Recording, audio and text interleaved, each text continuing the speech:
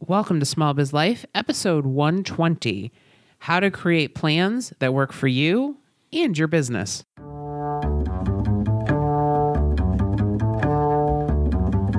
Does this sound familiar? Oh my God, I have so much to do today. Don't forget to breathe. But I have almost 400 emails in my inbox and 30 phone calls to make. Have you looked into getting a virtual assistant yet? Oh, and I need to schedule all my social media posts. Did you drink anything today? I had coffee. Did you eat today? Did I mention coffee's a bean? This is Small Biz Life.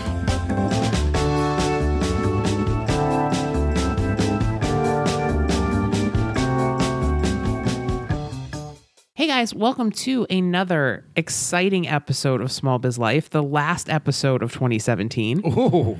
Whew. It's been a long year, and I remember finally turning, was it 20? I remember making a big deal when our show turned 20, and now there's a 1 in front of that, so. I know, that's kind of crazy. Whew. That's a lot of episodes. Yeah, that's a lot of episodes.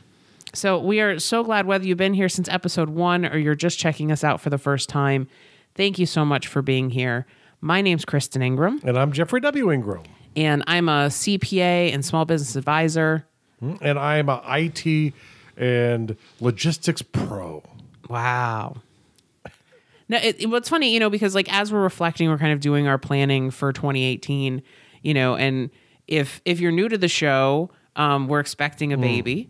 And he might already be here by the time this actually. As you hear it, he's here and kind of here anyway because he's part of Kristin at this point still. Right. But so by the time this episode launches, though, because we are recording a little bit in advance, he might already be here. I'm hoping.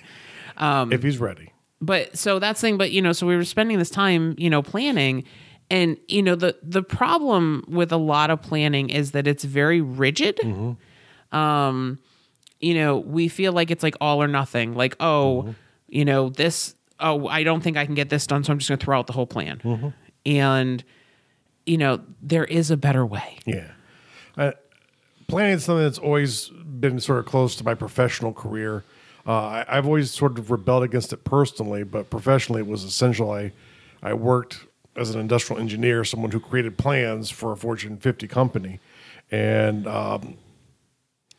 so planning is something that's always been near and dear to me for work. And I've always sort of rebelled from it in my life because I'm a creative. I like to create stuff and I feel bound. And so Kristin and I have sort of worked through and really thought a lot about how to do this better in a way to take advantage that we're a small business and we don't need all of the rigid plans a big business does, but we need something too that also keeps us working.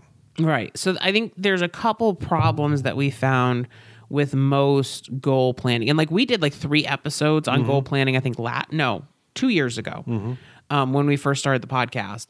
And I think a lot of that work is still valid. Mm-hmm. Oh, yeah. And I think a lot of what we're doing is still based off the traditional like SMART goals and, make sure that things are measurable and they're attainable. But, I think that there's some problems with a lot of planning systems that we've seen. First, I think just like trying to decide like, what am I going to do this year? Mm-hmm. I think we mentioned on the show, like our big goal for 2017 was to get Jeff out of his full-time job. Mm-hmm. And we did that in March. Yes.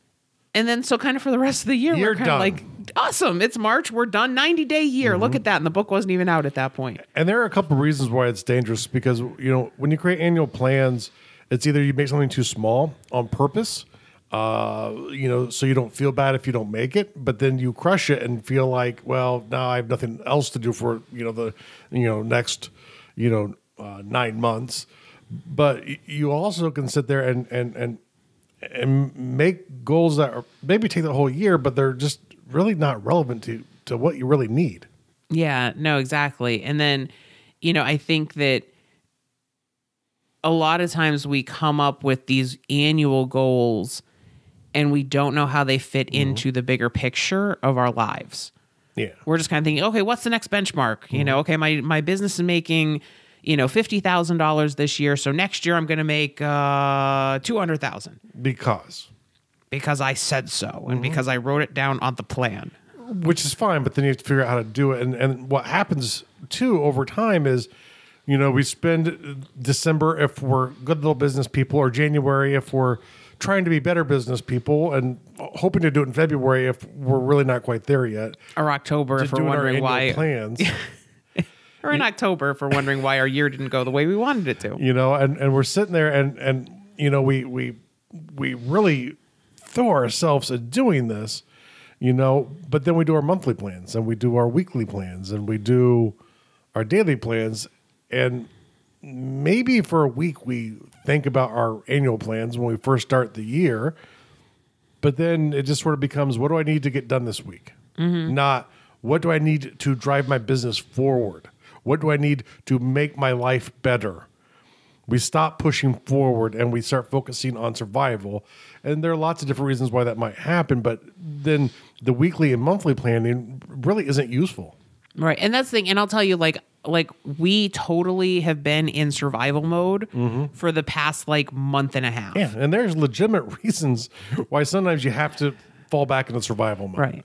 And you have to recognize why and realize that you're probably not going to get to where you wanted to be that year because of a major life change.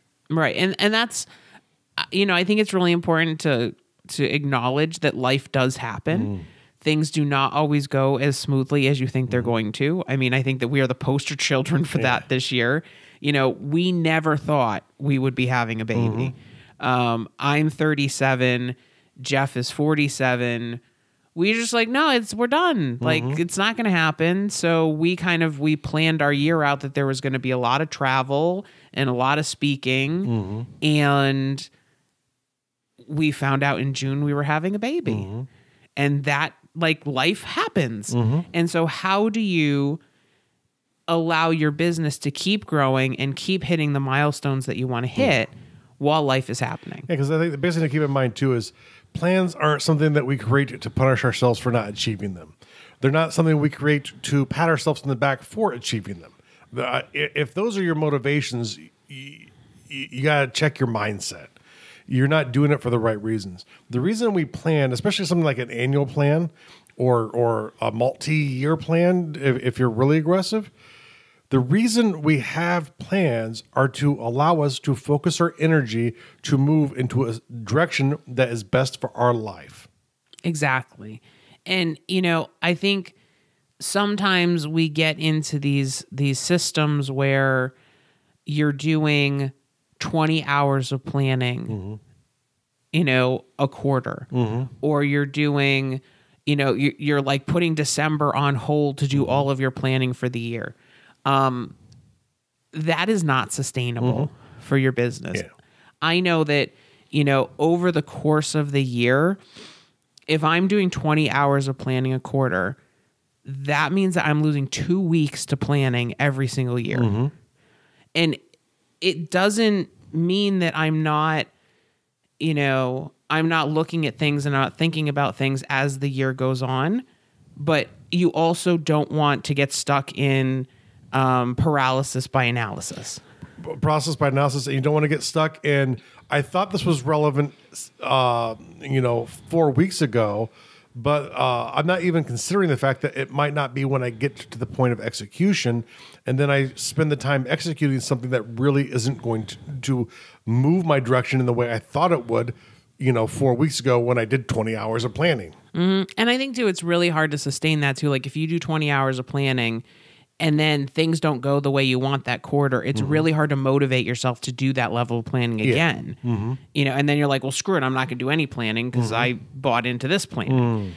So, we want you to think about not putting so much structure into your planning that it gets you like paralyzed. Yeah. Okay. So, what we do want you to think about though is like, so how do you create a plan that is smarter, right? And that you're going to stick with. And not just smart. Not just smart. Okay. So how do you do that? Yeah. Like, how do you change that mindset?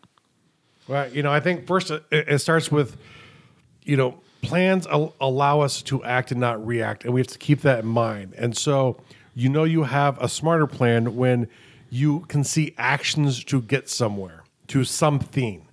And those are really, I think, very important things is, for you to have a smarter plan, there has to be something at the end, something tangible, more than just a pat in the back, more than just, or upset if you don't get there going, well, you know what? I thought it was going to take me a year and I'm only halfway there, but I'm halfway there. Right. And that's, and that's kind of thing is that's why we're really big believers of having, kind of like those big audacious lifetime goals and then working backwards from there. Yeah.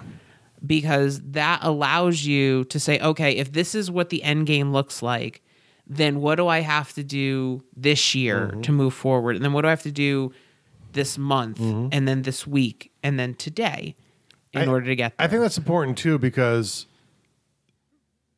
when you have that distant goal you're moving towards, which will help define where you're moving towards in the year, what happens is it allows you, and this has been one of the greatest strengths for me. I'm a person who I've always had trouble focusing until this year, especially the later part of this year.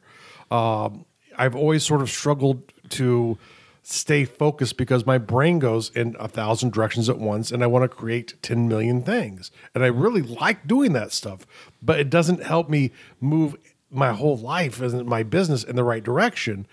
But, it gives me some momentum and focus. Because I get the momentum from getting things done, which I know are connected to bigger dreams. And it gets me excited to do little crappy things that I wouldn't normally want to do, but I need those to get to this big audacious goal. And, whether or not, I consider your goal audacious is not important. It's really, how do you want your life to be? And it's never too late to try to live a life that you want to live. The question is, how do you get there? Well, that's thing, and I think, the way we kind of talk about it is, if lots of people talk about, especially like if you talk to like nurses and doctors and hospice workers, they talk about, all the clients that they talk to that are on their deathbeds who have like major regrets in their lives. Yeah. And so we started to kind of think about that and say, okay, how do you plan out your life so that you don't have those regrets? What does your life look like? Yeah. So that when you're sitting on your deathbed at the end of your life, you're content and you're happy about what you accomplished. Yeah. Yeah, most definitely. And the other thing is too, is if you have a really great year and you break all of the molds that you thought you could achieve because something huge happened and it really just propelled you ahead. And, when you have thoughtful goals that are distant, you haven't passed those in a year. You haven't achieved those in a year, even if you had a great year. Maybe in certain areas you got farther than you ever thought you could, and you need to take a moment to rethink that. But the truth is, you don't have to be stuck, and without anywhere to move if you have a good year. And ultimately, that's what we want to have, is a good year. Right. And that's kind of the thing with like having that bigger picture, because the way that we do this, we say, okay, if this is like the long-term goal, we've got that broken down into pieces. And then if you crush one of those pieces in the year, what the next piece is. So, where we failed this year, we said, okay, getting Jeff out of his job, we didn't have the next piece that went after that. No, because we didn't know. Because we just thought like that was going to take the year, to make that happen. And so the cool thing with how we're planning now is that we go, okay, check mark, that one's done. Fill in that little 20% progress bubble. And now, let me go to the next step. Let me go to the next step. So there's always that next piece. Because it really, too, a good planning system will allow you to prioritize everything. Either quickly in your head or taking a few moments to think it out. If it's something larger, it takes more time. Planning systems need to be able, because how often do you sit there and go, I have 100 things I need to get done. I don't know what is important to do next. And so I sit there, I'll go onto Facebook and I'll spend 5 hours talking to friends trying to figure it out. And then I'll end up playing a bubble game because that's what you do. And the thing is, if you have a good flexible planning system, when you get to that point where you need to choose stuff, the prioritization happens naturally because it's how is it going to get you how how much is it going to get you towards that next goal you're going to make? Right. And the thing is, one of the things I really like about this is that it does help you see the progress that you're making toward your dream. Yeah. Because, like I said, even if you finish the step, right, what the next step is going to be after that. And, you're checking off, you're filling in the progress bar. Yeah. So you can kind of see, like, at the end of the year, I did make progress. Because how many times, do we put together a plan and, by the end of the year, you get down on yourself because you don't think you've accomplished anything, which I would say in 99% of cases is not true, because most people have accomplished something. Yes. They've got more subscribers on their email list. Their sales are up, 3%. So they've accomplished something. And so kind of having a system like this allows you to say, you know what? I've made progress. And here, look, I've got tangible proof that I've made progress. Yeah. Which I think is huge. Yeah. And I think another one of the big important things is, it has to allow us to remain flexible. I mean, there was a great commercial years ago about the small business trying to figure out how to be like a mid-sized business and try and treat their business that way. And the mid-sized business trying to figure out how to be much more like the Fortune 50 company and do business the way they do business. And the Fortune 50 company is sitting there going, how can we be like the little guy, that mom and pop shop? And so it's like this huge circle of everyone is looking at the grass is greener. As your company grows, there are reasons you need more controls and you need bigger, a little bit less flexibility to make sure that when things are happening, they actually do benefit your business. But especially when you're small, when it's yourself, when it's you and a couple people, you have to remain flexible as you can.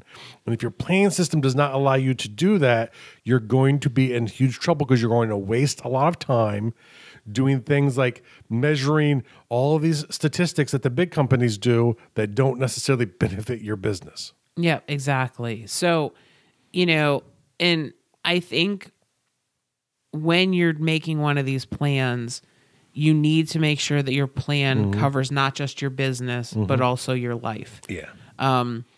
We have talked on the show before, about planning for the 6 key areas of your life: your business, your financial, your health, your lifestyle and hobbies, your relationships, and your spiritual and emotional life.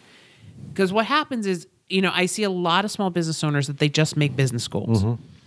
And they get so focused on that they forget that, like, oh yeah, I need to make sure I've got money to pay my bills, and oh yeah, my health is deteriorating because I'm working all the time, and I've stopped going to church, and I don't call my friends, and they're miserable. Yeah, and the funny one is too, you'll see it's like the real good planner ones. They'll sit there at the beginning of the year, and they'll get down and, to their first weekly plan of January, and there's 160 hours worth of work in their schedule.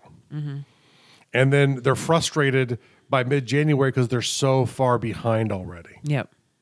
Yeah, and I think it's critically important that you think about all the areas of your life when you're planning. The 2 biggest keys are that you have momentum, which gives you energy to keep moving forward. So even though you don't get everything done that you want to, you still can see all of the wins that you're achieving, plus focus. Focus on where you want to move and some consistency with that. If you change where you want to move all of the time, it's the same as having no plan. So the thing is, you have to really be thoughtful on where you want to go because you really need to want to go there. Well, and I think it's a really good point because I think, there are a lot of small business owners that say, okay, well, I have flexibility, yay, and they're changing direction every 25 minutes. That's not flexibility. Flexibility is the ability to be agile when you need to be. To sit there and go, okay, my plan, my strategy for today was to work on my website and get these 3 things done. And, oh, gee, the internet's down. What are 3 other things I can get done to replace what I can't do because I can't get to my website? Yeah, and that's kind of the strength, I think, of the planning system that we put together is that when you do your weekly plan, you're coming up with your list of, what you're going to do for the whole week. And so if your daily plan gets trashed because your internet goes out, you can go back to your weekly plan and say, you know what? Okay, let me pick 3 different things. Yeah. And it's not like you're starting all over again from scratch. Oh, most definitely. So now we've talked a lot about, the problems with planning systems and sort of the things that we think are important. But let's talk, some specifics about, what are those foundations you really need for a good planning system? What are the things that you need? Okay, so you need to have a distant goal, dream, or plan, right? And we think of this as like the life plan. Yeah. And if you've done the free dream catcher assessment that we had put out there, that would sort of be your distant goal, your distant plan. Yeah. And then you need to have, and I think this is, when we revamped the dream catcher, we kind of thought, okay, so we went from this big, hairy, audacious annual or lifetime plans to monthly. Yeah. And that was way too big of a jump. So when we redid it, the other foundation of a good plan is you need to have an annual plan. Yeah.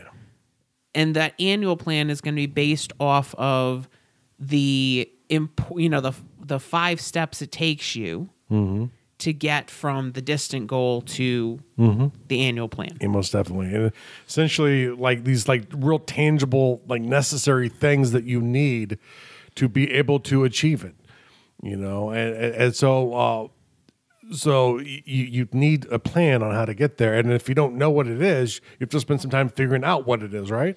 Yeah, exactly. And that's the thing, And it's okay to have steps where he's I'm not sure. I have to figure out what those 5 steps are. And maybe once I figure out what the 5 steps are, maybe I can kind of do 1 or 2 of those, but they're 3 things that I know I need to be able to get my business to that level or my spirituality to that level, but I don't know how to do them. So now I have to research to figure out how to do those things too. But it helps inform us what we need to educate ourselves on and the things that we need to execute every day. Well, and and the thing for me, as we were going through this process of doing our planning for 2018, so when we put our big hairy goal together, one of the things that we found out as we were going through our planning was that we really need a larger email list. And I had kind of always thought that this was like a vanity metric, well, it'll grow on its own and it's fine.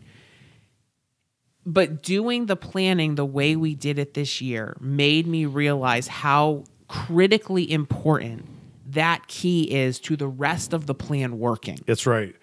And it's why it's important to be thoughtful with it and to try and figure out what you need to do next to really, especially business-wise to get to the next level. Other things, it's a bit harder to think of what the next level is for spirituality. That's a more of a they're really all self-defined things, but really, what's a tangible thing I can achieve to be more open, because like I say, I want to be more open with my loved ones, but what can I do to get there? I can't grade myself. I could on a scale of 1 to 10 to say how open am I, but what's something I could do, like maybe talk to people once a day about how I feel. Maybe that's it. That's easy to measure. But it's finding things that will practice us in doing things, give us the skills we need to keep moving forward. Yeah, there has to be a measurable result. So, and it can be based off of a numeric value changing, or it can be based off of a level of activity. So if you think about health, for example, health could be, my cholesterol drops 20 points. Okay, that's tangible and measurable. Or it could be, I am going to walk 3 times a week. Yeah. Again, something that you can accomplish. I'm tired of going over goals with people and they're like, I want to be healthier. Well, what does that mean to you? What does that Most look people like? do, yes. Because for some people, that's, I want to run a marathon. And for other people, it's like, I just want to go for a walk 3 times a week, and the problem is when you don't have something that you can say, yes, I've done this, I've checked this off, you feel like you haven't made any progress at all. Because, most of the time we, I think inherently humans are kind of negative on themselves. And so unless you can check off a box that says, yes, I've done this, this, and this, then you're not going to feel like you accomplished anything. And one of the keys here too is to be able to identify the goals that you need, those distant goals and the steps within there. Those become so rapidly important because, we can break those things down into other things to get to them. The problem is some people, and I hear this, and I don't know if it's true or if it's maybe their fear talking that says, I don't, know what my life should look like. I don't know. I'm just trying to survive. There's a mindset shift. If you can't see yourself in a better life,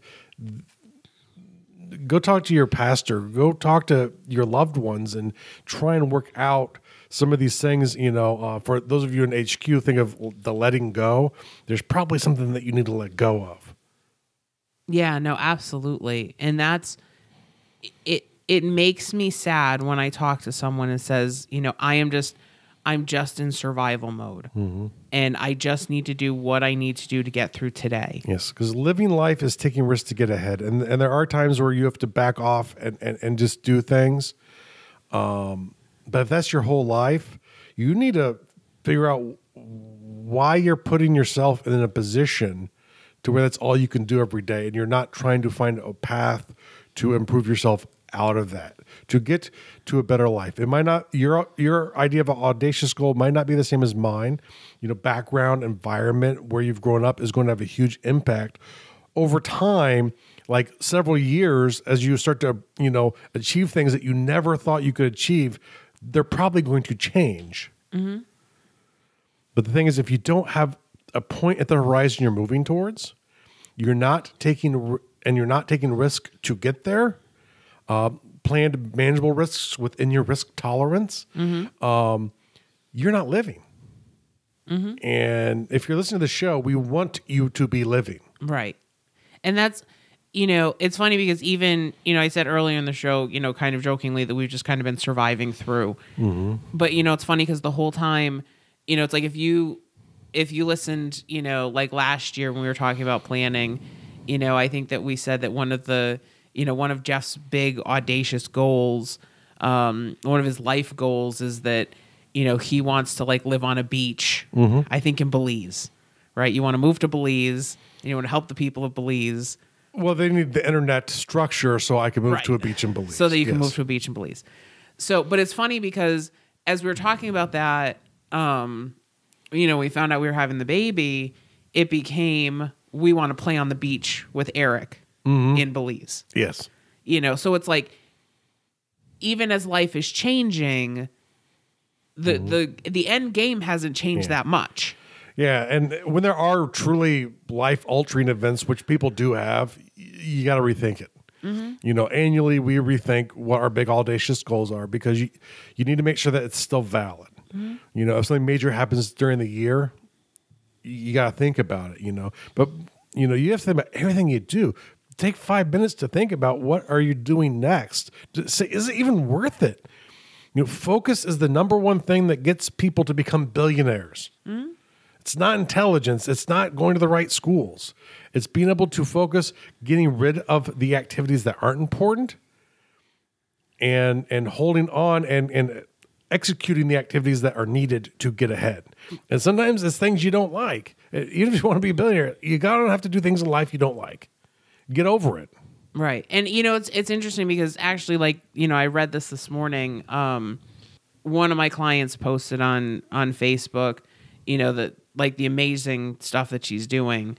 And she said, if you're not going out there living your dream, what impact is that having on the people around you? And when you're talking about these big audacious goals that you have for your business, for your financial life, for your relationships and your lifestyle and your health, you can't tell me that doesn't affect the people around you. And so if you're not out there living your dream and visualizing this amazing life that you want for yourself and your family and your children, how does it affect them if you won't buy in? Yeah. I'm a really, I love when Dave Ramsey talks about, people getting out of debt and how that, you can change your family tree. And it's funny because I think about all the work that we did to get out of debt. And now, having Jeff home so that he can be with Eric and I. And I just think that's so cool. I'm sorry. But we did that work. And now the impact that is going to have on our son is amazing. So I really want you to think about, as you're doing your planning, what effect is your dream or your lack of focus on your dream having on your family? That's right. Because this wasn't even in the dream. This was a thing that had been given up on. Exactly. But you know what? Now that we're here, I am so glad that we paid off $220,000 in debt. Because that is going to change our lives and change our son's life. So think about that. Yeah. Whew. Okay. Okay. Pregnancy hormones are fun. So back to annual plans. The great thing with annual plans is once you have that distant plan and you know those 5 things to get there, it's easy because you just take one of those steps, probably the one you're most familiar with, and you start working on that first. And I will grant you, it might not be achievable in the year. It might be, and it might not be. Make that your annual goal because that's a big, tangible thing that you can measure your success to getting to, because in the same way you could come up with 5 things you needed to get that, you can come up with 5 things that you need to achieve that. And it's these 5 steps that you use that you take to actually measure your progress. So it's not a time progression bar, but it's an achievement thing. And when I have all 5 of those things, I will have the package at the end. It might not be exactly what I thought, but I will have everything I need for it to work. Yeah, absolutely. And the nice thing is, the great thing with this planning system is that you're basically, it's, the big lifetime goal and the 5 steps to get there. Those 5 steps, influence your annual plan. The annual plan, each area has its own 5 steps, which, that becomes part of your monthly plan. It becomes very systematic. Right. So it's easy. You're not wasting a lot of time planning on things that you're going to either explode and have a great month and blow through your plans and need to step back and re-strategize because you did so great, or you're going to struggle, but you're going to be able to see your progression go, well, I got at least a fifth of what I needed to done. So I'm still moving towards my dream. I'm still moving towards that life I want to live, that life without regrets. And if you think so little of yourself to think that I'm too old or I'm not smart enough to get there, you are. I mean, people, we just saw a video about a freaking, was it like a 8-year-old kid who made $11 million on YouTube for playing with toys. He's 6. I'm sorry, he's 6. You're smart enough.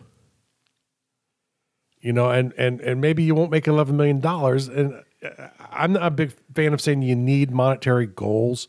You kind of in business and finance, obviously, but sometimes those are just side effects of what you're doing. If I want to service 1 million people, what does that mean dollar-wise? There should be there's going to be a dollar meaning if I want to service 1 million people. What would that dollar amount be? Well, based off of my product suite, it's X, it's math. Now, your monthly goals become simple too because you're taking one of those 5 steps, the one, once again, you're most familiar with, and you're starting to work on that one. And if you're not familiar with the step, a lot of the work that month is going to be, hey, I need to figure out what to do here. Right. And the nice thing with this too, because I think a lot of people are like, well, if the annual plan is going to feed the monthly plan, then why don't you have 12 steps? Because not all these steps are going to be monthly steps. Some of these are going to take you a couple months to do. The other thing that I said, they're going to elapse. And it's easy if you don't get done with it. It just becomes the same one. You think about it and go, is this still relevant? If it is, you keep working on it until it's done. Well, and then the nice thing with this too is it also allows you to stay agile. Because, let's say that, one of your things is to build your email list to 1,000 people. and you work on that for a month and maybe you get it to 500, or maybe you only get another 10 subscribers. So you go, okay, how can I pivot? How can I change to get more people on my list? Yes. Content I'm consuming will be about how to grow my email list. Research, courses I'm paying for are teaching me how to grow my list, or I'm buying software to help me grow my list. I'm doing activities focused around the idea of growing my list. If something didn't work the way I thought it would, I can disregard it, or I can try and change it.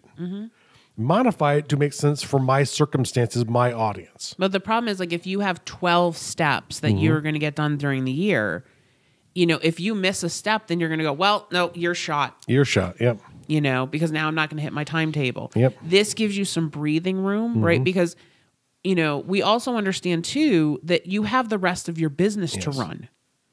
Yes. The planning is to get you to the next level. This is not your deadlines. This is not, tax day is not part of this list, unless one of your goals is to, I don't know how tax day could ever be part of a goal. But, the rudimentary stuff isn't on this. Right. And that's the thing. And so kind of the way that we want you to think about this is that, time-wise, and this, like, a lot of you are going to say this is not possible. Okay. But I want you to think about this for a little bit. 60% of your time should focus on achieving your goals. And the other 40% should be your admin and your other stuff. And when we say 60%, we mean directly moving towards your goals. Learning, researching, or creating the tools and the things that you need to get to your goals. Or it could be, or it's, selling. Well, that's or it's, part of it, yeah. Selling and servicing your clients. I think a lot of times we get so bogged down in the stuff that, the admin stuff. We hide there. Right, that we hide there. And I think if you've got, really good goals and you're aligned, it's really easy to get the 60%. And let's say there's a legitimate life reason that caused you to not be able to spend 60%. One of your first goals, real easy, I'll give it to you. Work to get to where 60% of your time can be put towards this. Yep. Maybe it's 10%. So your goal is, what do I need to do to free up my time? Either take away admin work from work, or maybe take house cleaning time out. How can I, capture time from life that is not like, I don't think house cleaning, unless that's your business, is probably not part of your life goal. Right. It's very important. You need to do it, but it's not part of your life goal. So how can I simplify that? Or the lawn work, or the garden, or maybe I'm not doing the garden this year. I'm going to go buy the stuff because I do it because, well, I think I should. Stuff should be disregarded. Right. Yeah, no, I think anything that's on your I think I should list needs to be looked at. Yeah. But that's the thing. And, and this goes for all areas of your life. So, 60% of your business time should be focused on, directly achieving your goals. And I even think for business, I think, 40% admin and other stuff is a lot. Yeah. But if you can get to the 60-40, that's a good place to start. But even like lifestyle and hobbies, like if you sit there and you're like, okay, I have an hour of downtime every night, if playing games on your phone is not part of your lifestyle and hobby goals, where, that 60% should be focused on what are your lifestyle goals, and we're not saying like, hey, never clean your house again. Although getting somebody to clean your house is a really nice thing to do. Yeah. But we understand that you can't necessarily disregard everything you don't like that isn't part of your life master plan. But those are the things that you work to automate and get out of your time as quickly as possible. And maybe you have to increase business revenue to afford someone to clean your house. Well, and if that's where you're spending a lot of extra time and that you need to free up, that's where you need to spend some of your money. So instead of trying to get an employee to help, do a few things around the office, you get an employee to help do some things around your house. Right. And that's one of the things that I think as business owners we're really short-sighted about, is that we will hire a $30 an hour virtual assistant because we don't want to make graphics for our blog, but yet, we could hire somebody to come in and clean our house every 2 weeks for $80, and that will save us 8 hours a week. So I'm paying somebody $30 an hour so that I don't have to do something, but then I'm doing something that would only save me $10 an hour. And so, or would save me $10 an hour. So, that's the thing. It's like we're not thinking strategically about a lot of these things. And we think about it in buckets. We think about my business is just my business and my life is just my life, and all of these things are separate and they're all connected. You're one person. Everything about you. That's the reason why we have the 6 areas, is to ensure that you are covered completely, because there are opportunities horizontally sometimes that can give you the time and the energy to propel ahead in other areas. Maybe if you're working on spiritual and emotional and you don't have the time, it's because you're working too hard and you're spending too much time doing housework. How can we alleviate maybe some of the housework or maybe some of the business work to give you that extra time to focus on the other areas that matter to you? Because you're one person. You don't have a business life and a work life and a spiritual life. You have one life. Yep, absolutely. So, and whenever you're working on a task, whether it is a business task, a financial task, whatever it is, ask yourself, how does this fit into my plan? I'll tell you, I hate house cleaning. I just do. Now we've done some things to so that I can vacuum faster, with the baby coming, we're trying to decide how, can we bring somebody in, to help with that. I'm a little worried about the baby schedule, how that's going to work.